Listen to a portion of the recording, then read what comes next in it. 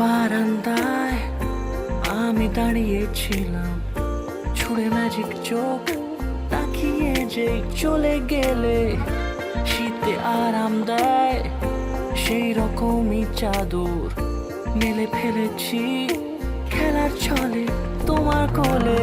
এভাবে গল্প হয় আমাদের রূপকথায়, এভাবে গল্প হোক আমাদের রূপকথায়।